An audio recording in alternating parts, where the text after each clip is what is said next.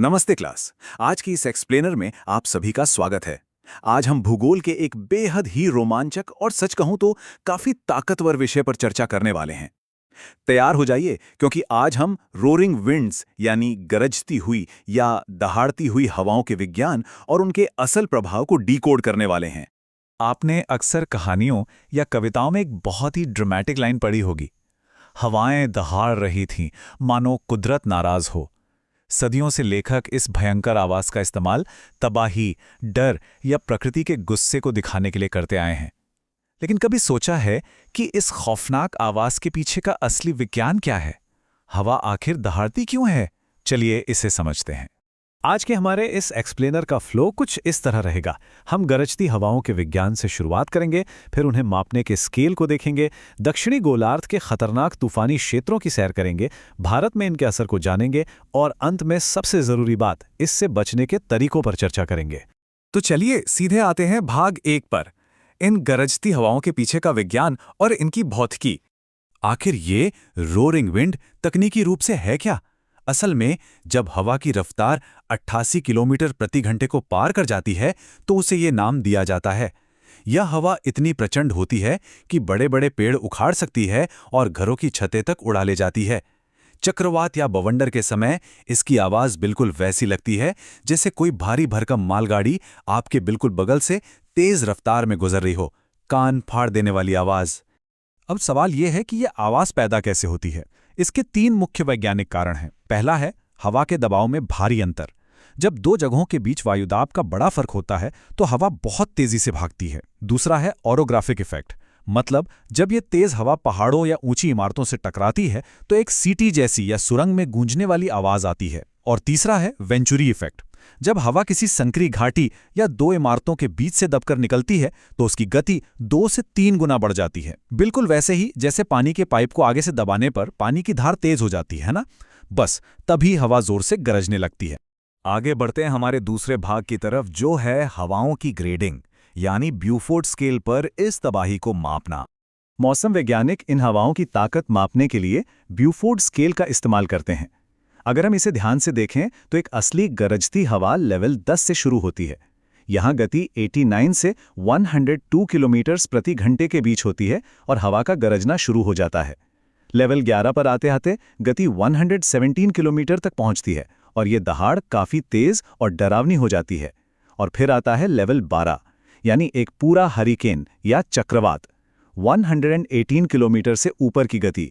यहाँ ये आवाज पूरी तरह से कान फाड़ू और तबाही मचाने वाली हो जाती है। अब चलते हैं भाग 3 पर, दुनिया के सबसे हवादार पानी की यात्रा यानी दक्षिणी गोलार्ध। पूरी दुनिया में सबसे भयानक हवाएं दक्षिणी गोलार्ध में ही चलती हैं। पुराने समय के समुद्री नाविकों ने अक्षांशों के हिसाब से इनके बड़े ही खौफनाक नाम रखे थे। 40 से 50 डिग्री साउथ अक्षांश के बीच आपको मिलेंगी रोरिंग 40s यानी लगातार गरजने वाली हवाएं। थोड़ा और नीचे अंटार्कटिका की तरफ जाएं तो 50 से 60 डिग्री के बीच फ्यूरियस 50s आती हैं, जो और भी ज्यादा क्रोधित और तेज होती हैं। और अंत में 60 से 70 डिग्री के बीच मिलती हैं स्क्रीमिंग 60s यानी चीखती हुई हवाएं। जैसे जैसे आप दक्षिण की तरफ बढ़ते हैं, इन हवाओं का शोर और इनका गुस्सा एकदम जानलेवा हो जाता है।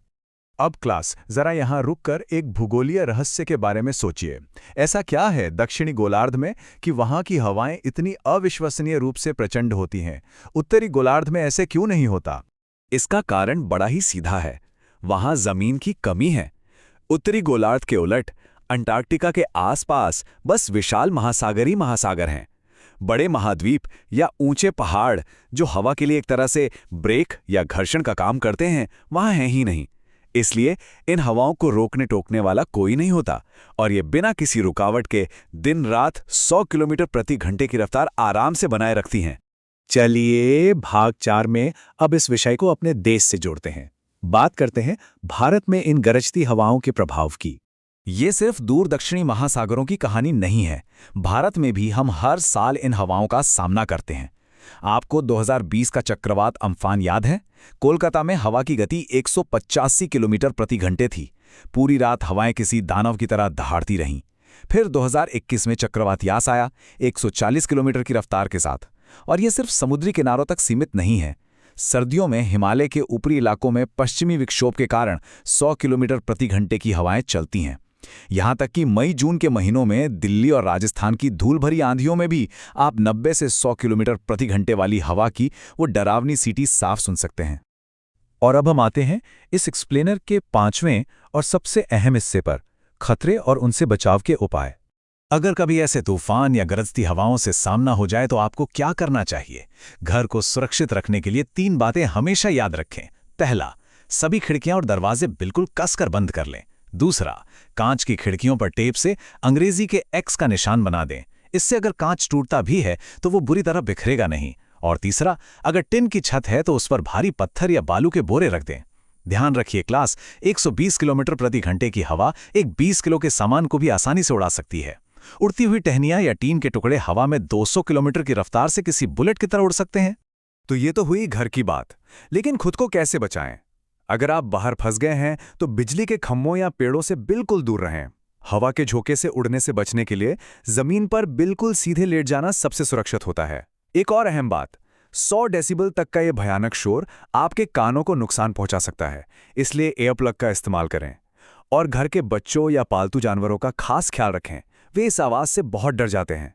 उन्हें पास बिठाएं और प्यार से समझाएं कि ये सिर्फ हवा है और आप सब बिल्कुल सुरक्षित हैं। क्लास, आज के सेक्सप्लेनर को खत्म करते हुए मैं आपको एक बहुत ही गंभीर सवाल के साथ छोड़ना चाहता हूं। जिस तरह से ग्लोबल वार्मिंग बढ़ रही है और जलवायु में बदलाव आ रहा है, क्या आपको लगता है कि आने वाले समय में इन भयंकर हवाओं की एक खौफनाक दहाड़ हमारे जीवन का एक आम हिस्सा बन जाएगी? इस पर सोचिएगा जरूर। आज के सत्र में शामिल होने के लिए बहुत बहुत धन्यवाद। मिलते हैं अगले एक्सप्लेनर में।